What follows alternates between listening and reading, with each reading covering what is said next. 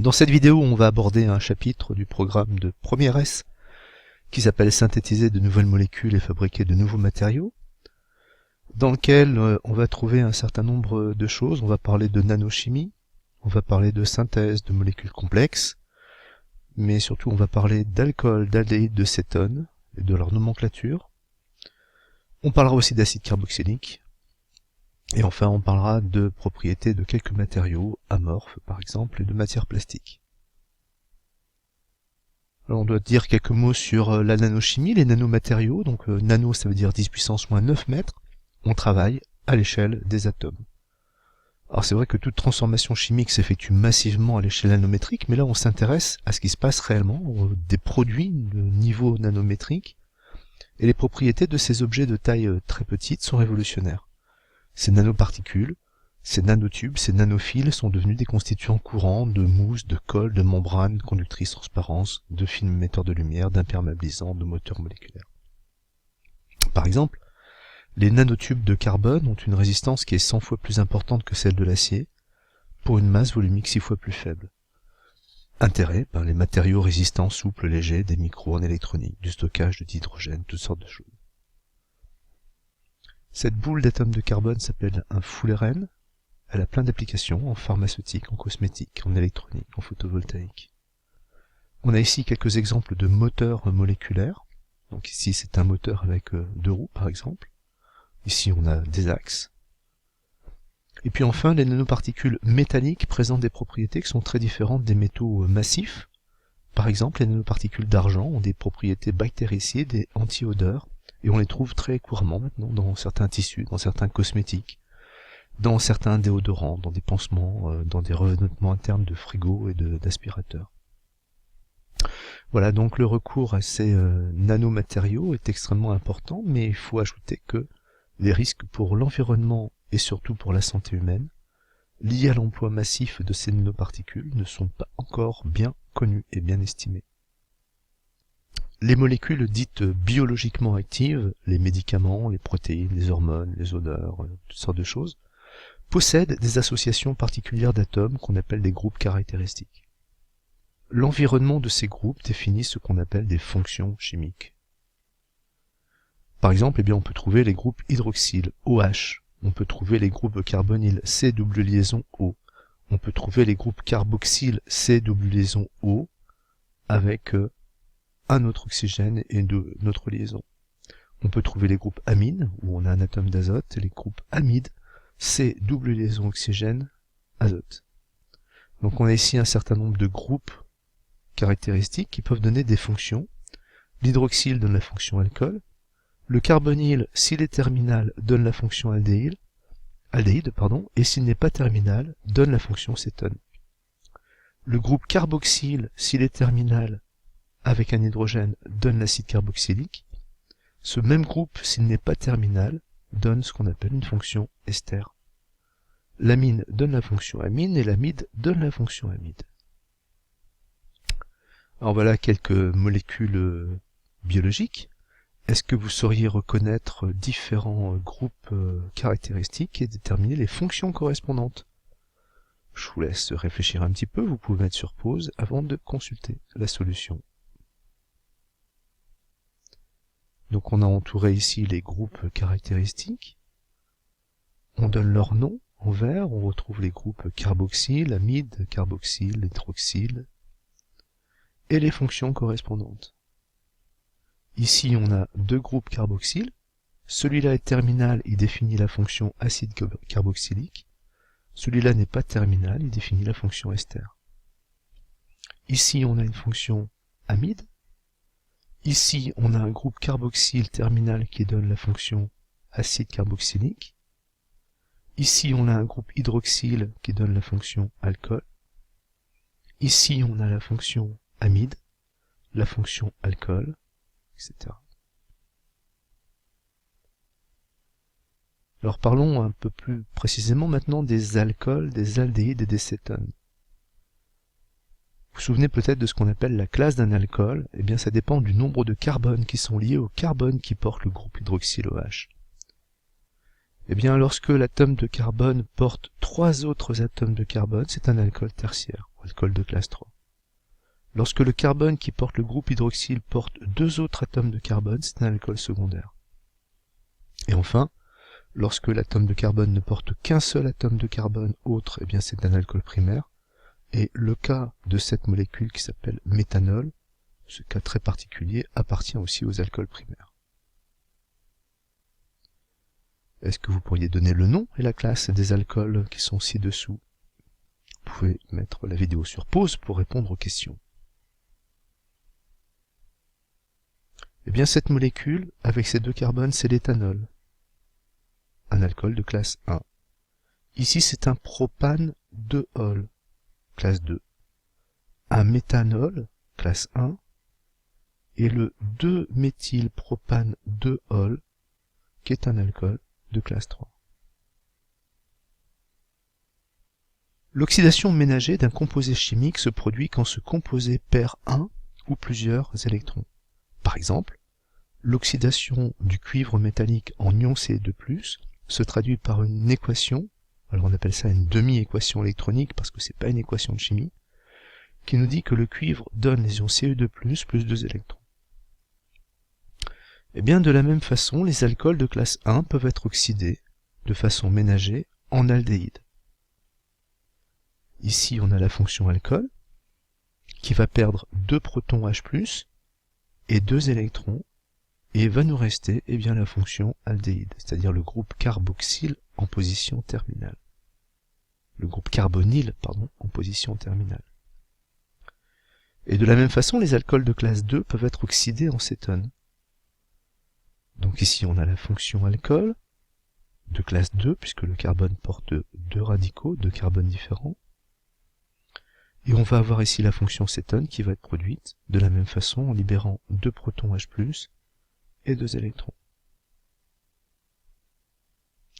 La nomenclature des aldéhydes, c'est quelque chose d'assez simple. On remplace le E terminal du nom de l'alcane correspondant par une terminaison en al. Par exemple, ici, on a 2 atomes de carbone, c'est une base éthane. On retrouve la fonction aldéhyde, c'est un éthane al. Ici, 1, 2, 3, 4 carbones, c'est un butane al. De même ici, 1, 2, 3, 4 carbones, c'est un butanal, ce sont les mêmes molécules. La nomenclature des cétones est elle aussi très simple. On va remplacer le E terminal du nom de l'alcane par une terminaison en on. Et si nécessaire, on devra préciser l'indice du carbone qui porte le groupe carbonyle CO. Or ici c'est la propane on, 1, 2, 3 carbones. Et ici c'est le pentane 2 on, 1, 2, 3, 4, 5 carbones. La fonction carbonyle est sur le carbone numéro 2. Le pentane de on, qu'on retrouve aussi ici. Pourquoi est-ce qu'on doit préciser le 2? Eh bien pour ne pas confondre le pentane de on avec son isomère, qui serait le pentane 3-on. On vous demande de compléter les équations d'oxydation ménagée des alcools ci-dessous. Vous pouvez arrêter la vidéo, prendre une feuille de brouillon pour compléter ça. L'éthanol, CH3CH2OH, par oxydation ménagée, va donner l'éthanol. Le propane 2-ol, par oxydation ménagée, va donner la propanone. Le pentane 3-ol, par oxydation ménagée, va donner la pentane 3-on. Les acides carboxyliques peuvent être obtenus par oxydation ménagée des aldéhydes.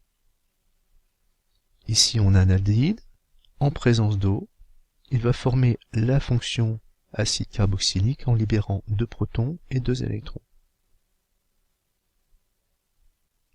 Les alcools de classe 1 peuvent aussi être directement oxydés en acide carboxylique. Par exemple ici on a un alcool de classe 1 en présence d'eau, il va donner la fonction acide carboxylique et libérer 4 électrons plus 4H+. La nomenclature des acides carboxyliques est simple. Au nom de l'alcane, on va substituer le terme acide, on va retenir la racine de l'alcane et on va ajouter OIC. Par exemple, si on a une base éthane avec 2 carbones, donc ces molécules qui sont ici, qui correspondent à l'acide éthanoïque. Si on a un pentane avec 5 carbones, on va obtenir l'acide pentanoïque, qu'on retrouve ici. Pourquoi est-ce qu'on appelle ça des acides, les acides carboxyliques? Parce qu'ils portent un caractère acide. Et effectivement, si on trempe un bout de papier pH dans une solution qui contient quelques gouttes d'un acide carboxylique, on voit que le pH est inférieur à 7, donc la solution elle est acide. Qu'est-ce que c'est qu'une solution acide? Eh bien une solution acide, c'est une solution qui a un pH inférieur à 7. Pourquoi est-ce qu'elle a un pH inférieur à 7? Eh bien une solution aqueuse, ça contient toujours deux types d'ions. Des ions hydroxyde HO-, et des ions qu'on appelle les ions oxonium. Ce sont des protons, H+, qui sont en solution aqueuse, qu'on peut écrire de deux façons différentes, H+, en solution aqueuse, ou tout simplement H3O+, puisque un H+, va réagir avec un H2O pour former un H3O+. Qu'est-ce que c'est qu'une solution neutre? Eh bien, une solution neutre contient autant d'ions hydroxyde que d'ions oxonium. Une solution basique va contenir plus d'ions hydroxyde que d'ions oxonium, et une solution acide contient plus d'ions oxonium que d'ions hydroxyde. Alors, la question qui se pose, c'est, lorsqu'on ajoute quelques gouttes d'un acide carboxylique dans l'eau, on a une solution qui est acide. La question qui se pose, c'est, d'où viennent les ions oxonium d'une solution d'acide carboxylique? Eh bien, un acide carboxylique est susceptible de céder un proton H+. C'est ce qu'on appelle un acide, et ça correspond à une définition qui a été donnée par un chimiste qui s'appelle Bronsted. Et il forme à ce moment-là un ion qu'on appelle un ion carboxylate. Donc ici, par exemple, on a un acide carboxylique, c'est l'acide éthanoïque, qui va former un ion carboxylate en libérant un proton H+. L'ion qui est formé ici s'appelle l'ion de carbone éthane, l'ion éthane-OAte.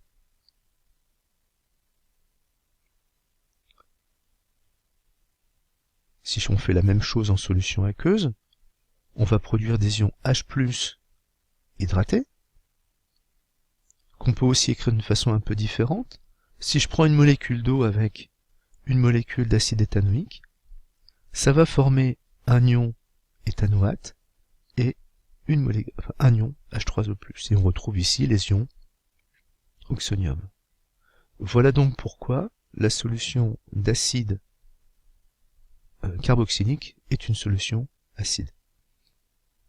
Quelques mots sur la solubilité dans l'eau des acides carboxyliques.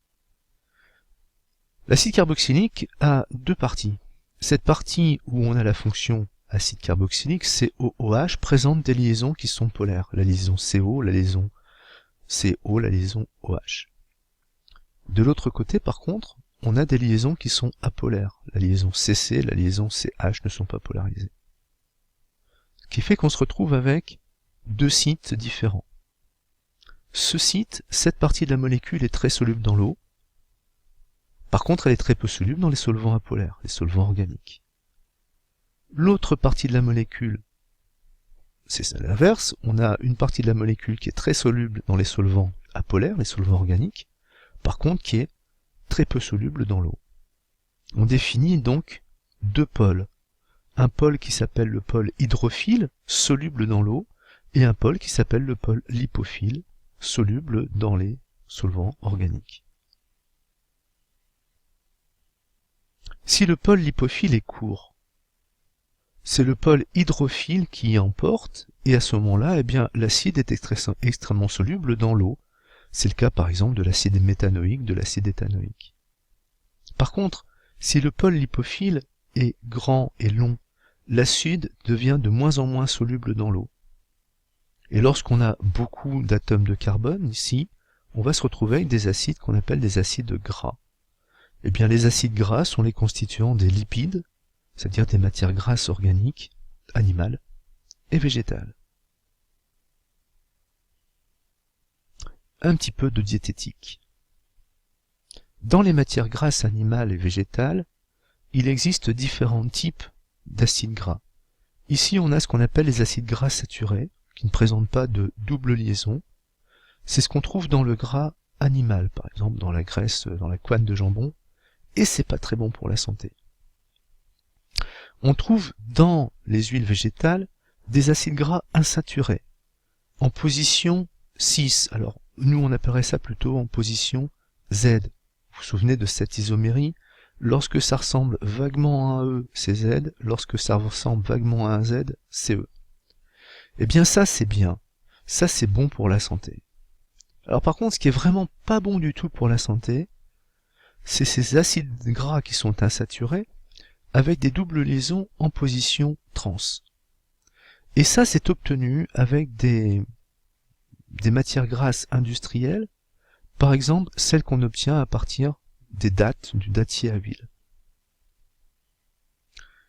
Alors ça, c'est très mauvais pour la santé. Pourtant, eh bien, ces huiles trans, ces matières grasses trans, on les retrouve dans beaucoup de produits industriels alimentaires. Ça peut aller du pain longue conservation jusqu'à toutes sortes de plats cuisinés, toutes sortes de biscuits, toutes sortes de crèmes, etc. Et c'est d'autant moins bien que pour produire ces huiles de qualité pas bien terrible pour l'alimentation, eh bien on détruit des espaces incroyables de forêts primaires pour planter ces arbres dattiers. Alors pour terminer mon petit cours de diététique, vous avez déjà entendu parler d'acides gras qui sont particulièrement bons pour la santé, a priori, qu'on appelle les oméga 3, les oméga 6. Qu'est-ce que c'est que ces acides gras? Eh bien ce sont des acides gras qui présentent deux doubles liaisons à peu près consécutives. Et pour les oméga 3, eh bien cette première double liaison, elle est portée par le carbone terminal 1, 2, 3. Et pour les oméga 6, cette double liaison, elle est portée par le carbone terminal 1, 2, 3, 4, 5, 6. Parlons un petit peu de la vinaigrette. La vinaigrette, c'est un mélange d'huile végétale et de vinaigre. L'huile végétale, elle est constituée d'acides gras. Le vinaigre est constitué d'acide éthanoïque. Ça, ce sont des acides carboxyliques. Ça, ce sont des acides carboxyliques. Pourquoi ce mélange n'est-il pas homogène? Bon, je pense que vous avez compris que on a un mélange d'acides gras, donc qui ne sont pas solubles dans l'eau, mais qui sont solubles dans les solvants organiques, et un mélange d'une solution qui contient un acide gras qui, lui, est soluble dans l'eau, et pas dans les acides, pas dans les solvants organiques. Ce qui fait que bien, ces deux liquides ne peuvent pas se mélanger. Alors comment obtenir quelque chose d'à peu près uniforme, la sauce qu'on va mettre sur la salade par exemple? Eh bien il faut réaliser ce qu'on appelle une émulsion. Une émulsion est obtenue en faisant un mélange extrêmement dynamique, extrêmement vif des deux solutions. On a des petites particules d'huile qui vont se mettre en suspension dans la solution aqueuse. Mais après décantation, on retrouve toujours la phase organique qui va surnager au-dessus de la phase aqueuse. À propos des acides carboxyliques, on vous demande de compléter la page qui se trouve là. Vous pouvez mettre la vidéo en pause. Voilà la solution. L'oxydation ménagée du propanal conduit à l'acide propanoïque. L'oxydation ménagée du propane 1-ol en présence d'eau conduit à l'acide propanoïque. L'acide propanoïque en présence d'eau libère des ions H3O+, les ions oxonium, et l'ion propanoate.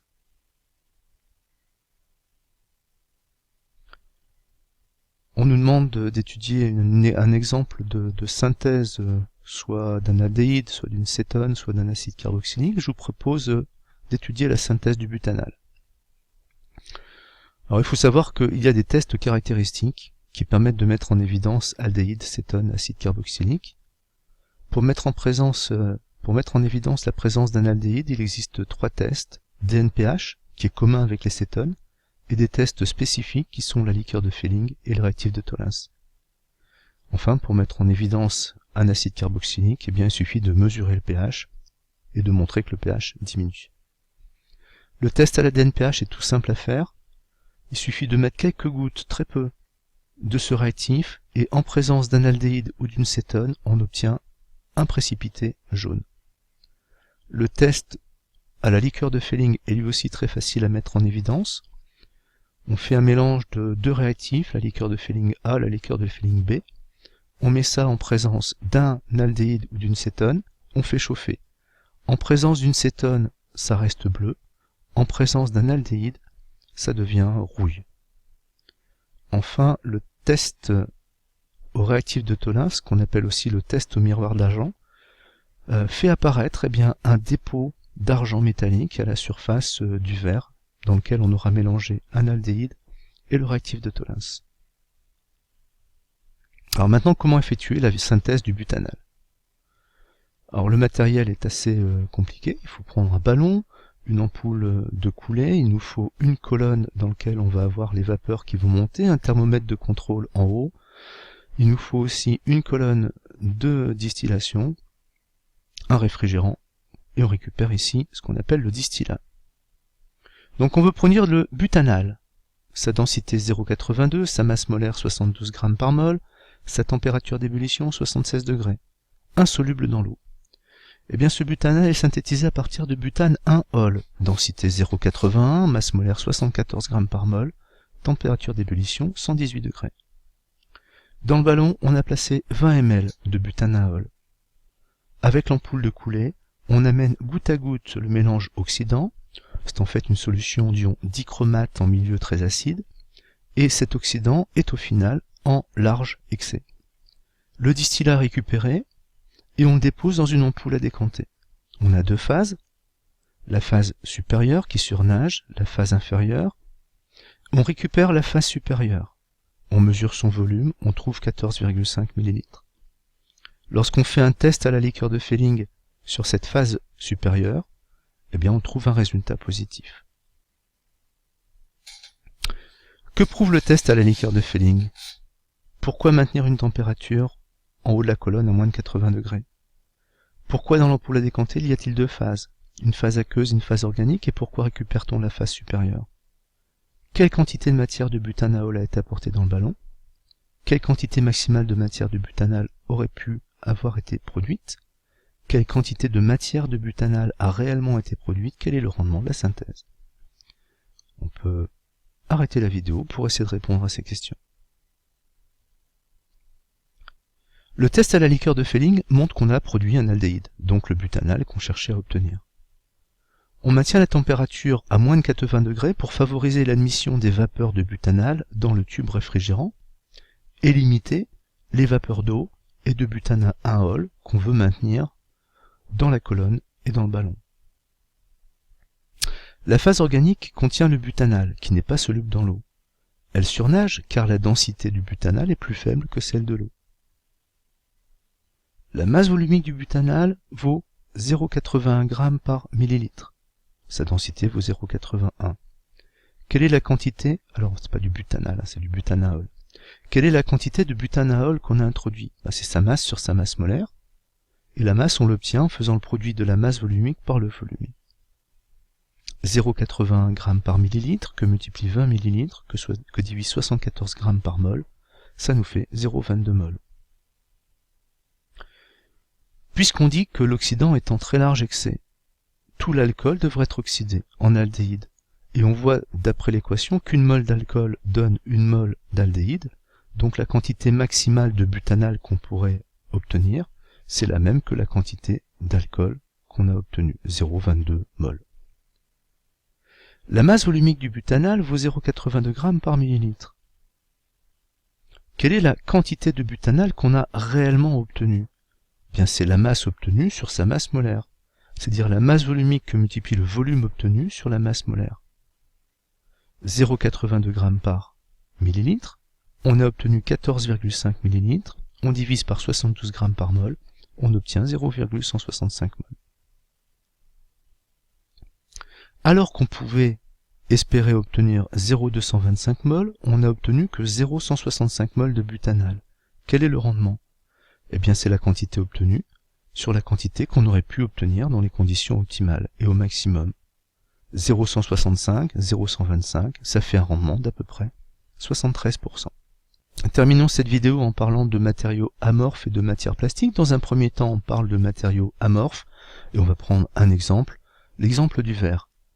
Le verre étant essentiellement constitué de silice, on peut le produire à partir, par exemple, de sable fondu qu'on laisse refroidir. Dans certaines conditions extrêmement particulières, on peut obtenir un cristal avec des atomes respectant une maille extrêmement régulière, extrêmement précise. C'est ce qu'on appelle la structure cristalline. qui se trouve là. Mais dans un cas beaucoup plus général, au cours du refroidissement, les atomes vont se figer avant d'arriver à cette structure cristalline. Et on va avoir une structure qu'on appelle une structure amorphe, qui est une structure particulière. Ce n'est plus un liquide, mais c'est pas encore tout à fait un solide en termes de cristal. Et donc, eh bien, ce matériau possède des propriétés mécaniques particulières. Par exemple, eh bien, ils sont visqueux, c'est-à-dire qu'ils peuvent se déformer, ils peuvent s'écouler. Alors c'est le cas du verre. Le verre peut s'écouler de lui-même naturellement. En fait, il faudra attendre plusieurs milliers ou dizaines de milliers d'années pour voir une petite variation d'épaisseur sur la plaque de verre. Un autre exemple, maintenant, on va prendre un exemple de matière plastique, le PVC, le polychlorure de vinyle. Une molécule de matière plastique, une molécule de PVC ici, eh bien c'est un polymère. Un polymère est constitué d'un motif qui se répète plusieurs fois. Et quand on dit plusieurs fois, c'est quelques milliers ou plusieurs centaines de milliers de fois quelquefois. Le motif du PVC, c'est 2 atomes de carbone, liés avec 3 hydrogènes et un chlore. Ici, on a un exemple de molécules de PVC. Alors, on n'a pas des milliers de motifs qui se répètent, on a peut-être une vingtaine de motifs. Et donc, ça forme une chaîne. Mettons une deuxième chaîne en parallèle avec cette première. Et on voit que cette deuxième chaîne en parallèle avec la première présente des atomes de chlore en face d'atomes d'hydrogène. Et bien, lorsqu'on a ce genre lorsqu'on a ce genre de situation, entre les atomes d'hydrogène et les atomes de chlore, on a des atomes d'hydrogène qui sont électropositifs, des atomes de chlore qui sont électronégatifs, et bien on va avoir des liaisons hydrogènes qui vont apparaître, des ponts hydrogènes, entre les atomes d'hydrogène et les atomes de chlore. Ce qui fait que globalement, nos deux chaînes qui pourtant étaient 2 molécules distinctes, se lient l'une à l'autre. Et l'une va avoir du mal à glisser par rapport à l'autre. C'est ce qui va donner les propriétés très particulières des matières plastiques. Alors on peut fabriquer des fibres élastiques, des film soum, des pièces rigides, et donc on va trouver bien ces matières plastiques dans plein de choses, et notamment du PVC, on en trouve dans des canalisations d'eau, dans des films étirables, dans des revêtements de sol, dans des cartes de crédit, dans des fenêtres, dans des portes, etc. Voilà, c'est terminé pour cette partie de programme. Merci de votre attention.